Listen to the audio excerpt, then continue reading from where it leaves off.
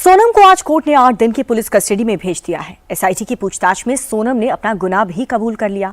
अब एसआईटी सोनम को crime scene पर ले जाकर जाएगी और पूरा क्राइम सीन रिक्रिएट करवाएगी, क्योंकि राजा रघुवंशी के मर्डर केस में जिन सवालों के जवाब अब तक पुलिस को नहीं मिल पाए, उसके जवाब किसी और के पास नहीं, सोनम के ही पास है, क्योंकि सोनम ही इस पूरे मर्डर की असली मास्टरमाइंड है।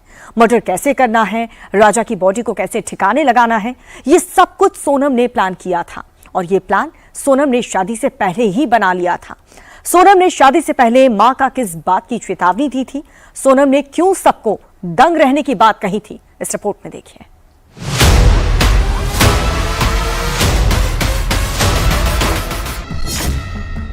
राजा रघुवंशी मर्डर केस की मास्टरमाइंड सोनम है, जुर्म कबूल कर लिया।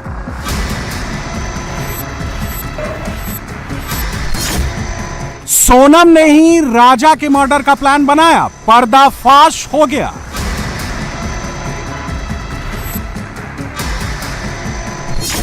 सोनम के इशारे पर प्लान एग्जीक्यूट हुआ, खुलासा हो गया।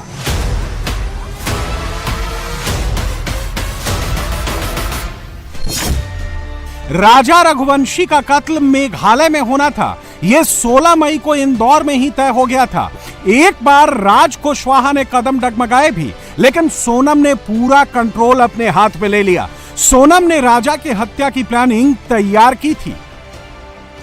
राजा ने सुपारी किलर्स का इंतजाम किया था। सोनम का प्लान ए और प्लान बी तैयार था। अगर विशाल, आकाश, आनंद पीछे हट जाते तो सोनम खुद ही राजा के मर्डर का प्लान एग्जीक्यूट करने वाली थी। सोनम हर हाल में राजा को अपने रास्ते से हटाना चाहती थी और इसकी तैयारी उसी दिन से शुरू हो गई थी जब रघुवंशी समाज की पत्रिका में राजा के साथ सोनम का नाम जुड़ा था। सोनम ने जो है सोनम की मम्मी से उस टाइम पे झगड़े भी कर रहे थे और बोला भी था उसके अंदर, तो मम्मी तो मेरी शादी राज से नहीं कराओगे कभी, तो इसमें तुम शादी जिससे तुम मेरी शादी कराओगी तो इसमें अंजाम बहुत बड़ा होगा और आप लोग सब देखते रह जाओगे इसके अंदर। सोनम ने शादी से पहले जो धमकी दी थी, मां को जिस बात की चेतावनी दी थी, सोनम ने शादी के बाद राजा रघुवंशी को बिल्कुल वैसी ही मौत दी और सब दंग रह गए। परिवार को पूरा मालूम है, सबको मालूम है। और उसके बाद वो लड़के के घर में माँ बेटे का झगड़ा भी हुआ है। अच्छा। झगड़ा हुआ, माँ को वो चिल्ला रही है, गाली दे रही है, तूने मेरी जिंदगी खराब कर। माँ ने कहते आपको घर अच्छा मिला है, बोले ऐसा नहीं, बोले हाँ, बोले अच्छी शादी करी, बोले नहीं मेरे को नहीं करना, तुम जोर से क्या कर रहा है, ये वो बोला हमको कर झगड़े। और आज पड़ोसी भी कह रहा है कि इनके पहले 3 दिन पहले खूब झगड़ा हुआ, बाहर आवाज आ रही थी। अच्छा। हमको इनके घर में क्यों नहीं, माँ बेटा झगड़ रहा है बेटी।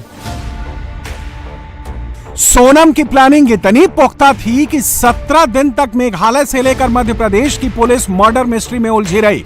सोनम जब वापस आई तो उसने पुलिस को खूब बरगलाया। पिछले इतने घंटे से पुलिस उससे गुनाह कबूल कराने की कोशिश करती रही, लेकिन पेशेवर अपराधी की तरह सोनम टस से मस नहीं हुई, अपने प्लान पर टिकी है।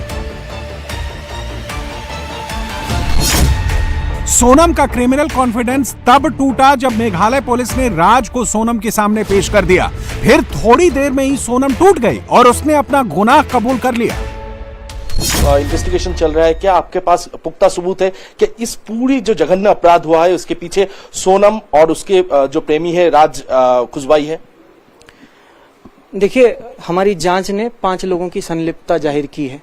उन 5 की गिरफ्तारी अभी हो चुकी है। जहां तक की बात है किन की संलिप्तता है, तो आपने जिन 2 लोगों का नाम लिया है, डेफिनेटली उनकी गिरफ्तारी हुई है, पुख्ता सबूतों के बिना पर हुई है।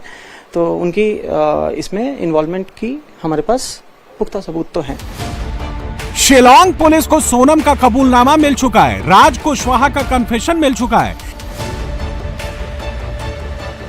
23 मई की दोपहर को 2 बजे क्या हुआ, राजा पर पहला वार किसने किया, खुखरी किसने चलाई, आकाश के सिर पर खून की तेज धार निकली तो सोनम ने क्या बोला, सारी मिस्ट्री से पर्दा उठ गया।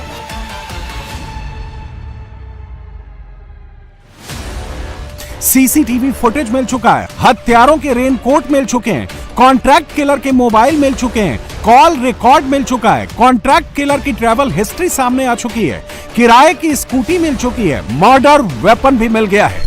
सोहरा का यही जगह पर सोनम ने अपनी स्कूटी को छोड़ी थी और ये जो जगह है अमूमन खाली है और इसी जगह पर स्कूटी को छोड़ा गया था और स्कूटी में चाबी भी लगी हुई मिली थी। यहाँ का जो प्रधान है, गांव का पंचायत का प्रधान है, उन्होंने सबसे पहले ये स्कूटी को देखा और उसके बाद पुलिस को इत्तला किया कि यहाँ पर एक स्कूटी मिली है जिसमें चाबी भी लगी हुई है। तो ये स्कूटी यहीं पर पार्क करते हुए सोनम इस इलाके से चला गया। फिर कहाँ वो पहुंची, कैसे पहुंची, ये सारी के सारे कड़ी से कड़ी मिलाने की कोशिश फिलहाल पुलिस की तरफ से किया जा रहा है।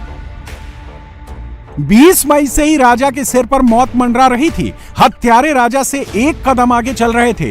राजा को 3 दिन की जिंदगी सिर्फ इसलिए मिल गई क्योंकि इस बीच सोनम को मर्डर करने की सही लोकेशन नहीं मिली और जैसे ही सोनम को सही लोकेशन मिली उसने राज के लिए राजा को मार दिया। उसने हर चीज़ें के लिए मना करा है। मैंने उसको बताया भी सही कि देख राजा और ये सब पकड़ा चुके हैं, क्योंकि उससे खबर हो नहीं हो मुझे आइडिया नहीं था, इसलिए मैं उससे डीपली पूछना चाह रहा था। मैंने पूछा, उसने मना करा है, मगर उसके जो मैं 2 मिनट में जो समझाऊं वो इतना ही समझ पाया कि उसने करा है। और मैंने सबसे पहला कॉल विपिन जी को करके फाइनल बोल दिया कि साहब इनने गुनाह करा है। सोनम ने राजा के मर्डर की बात को कबूल कर लिया है, लेकिन सबसे बड़े सबूत को अभी भी छिपा रखा है। सोनम ने अभी तक अपना फोन सरेंडर नहीं किया है और यह फोन ही सोनम के साथ किलर्स की कड़ी को जोड़ेगा। सोनम के कितने राजदार हैं, इससे पर्दा उठेगा। दरअसल राजा रघुवंशी के साथ शादी के बाद सोनम 2 मोबाइल फोन का यूज कर रही थी। इनमें से एक का नंबर तो पूरे परिवार के पास था, लेकिन दूसरे मोबाइल का नंबर सिर्फ राज और विशाल के पास था। पुलिस अब तक सोनम का एक भी फोन बरामद नहीं कर सकी है। इसमें आरोपी तो कुछ शायद और लिख लेंगे और जहाँ तक मेरे को लगता है मम्मी से भी इसकी पूछताछ करना चाहिए, क्योंकि इसकी मम्मी को लगभग सब चीज़ पता है। उसकी मम्मी ने बातें छुपाई हमसे। हर माँ आपको जो है अपने बच्चे के बारे में पता रहता है। मेरे घर में मेरे को सब पता है, मैं कब जाता हूँ, क्या करता हूँ, किससे बात करता हूँ, किससे बात नहीं करता हूँ, हर चीज़ पता रहती है।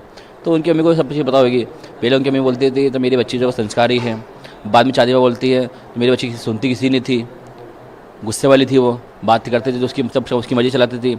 तो क्या ये सब चीज़ें उसकी माँ जो झूठ बोल रही है ना शुरू से एंड तक, वो अलग ही चल रही है। राजा और सोनम भाई बहन जैसा रिश्ता निभा रहे थे। सोनम राज कुशवाहा को राखी बांधती थी, राज भी सोनम को दीदी बोलता था, लेकिन यह सब दुनिया को दिखाने के लिए था। इस सच से परिवार के ज्यादातर लोग अनजान थे। परमानेंटली हमेशा 24 घंटे सिर्फ दीदी दीदी बोलता था। ये कि उसके राज के जो घर वाले हैं, उसकी बहन माँ वगैरह, वो भी यही बयान दे रहे हैं, शायद मैंने जो मीडिया में सुना, तो दीदी ही बोलता था। और दूसरा, राखी बांधते थे ये 3 साल से, और मेरे खुद घर में हम दोनों साथ में बैठ के राखी बंधवाई है। लेकिन सोनम और राज के बीच का असल खेल कुछ और ही चल रहा था और पिछले 5 महीने से सोनम का सिर्फ एक ख्वाब था, अपने प्यार राज कुशवाहा को पाना, उसके साथ शादी करना। लेकिन इसके लिए सोनम ने जिसे मोहरा बनाया वो राजा रघुवंशी था। उससे परिवार को पूरा मालूम है, सबको मालूम है। और उसके बाद वो लड़के के घर में माँ बेटे का झगड़ा भी हुआ है। अच्छा। झगड़ा हुआ, माँ को वो चिल्ला रही है, गाली दे रही है, तूने मेरी जिंदगी खड़ा कर दी। माँ ने कहते हैं आपको घर अच्छा मिला है। सोनम को पता था कि परिवार राज के साथ शादी को राजी नहीं होगा। इसके साथ ही सोनम मांगलिक थी, ऐसे में उसकी शादी किसी मांगलिक लड़के से ही हो सकती थी और लड़का राजा रघुवंशी था। अगर किसी की जन्म कुंडली में मंगल ग्रह पहले, चौथे, 7वें, 8वें और 12वें भाव में मौजूद होता है तो इसे मंगल दोष कहा जाता है। माना जाता है कि कुंडली में यह मंगल दोष होने से व्यक्ति के वैवाहिक जीवन में कई तरह की परेशानियां आती हैं। इसके अलावा मंगल दोष होने की वजह से विवाह में भी देरी होती है। इसलिए हिंदू धर्म के विवाह से पहले कुंडली में मांगलिक दोष को देखा जाता है। हमने बताया कि हमारा लड़का मांग लिया है, उन्होंने बोला हमारी लड़की मांग ली है। अच्छा। वो रघुवंशी पुस्तक में फिर नहीं आगे बात चले। उनके पंडित ने कुंडली मिले, मेरे तो पंडित था नहीं कोई, मेरा पंडित नहीं था। बोला हमने कर लिया और एक ही दोनों कर दे, कागज पैसा खर्च करो, यूँ बोला। सोनम राजा से शादी करने से इनकार कर सकती थी, लेकिन ज्योतिषी ने कहा अगर मांगलिक लड़के से शादी नहीं होगी तो फिर अनहोनी हो सकती है।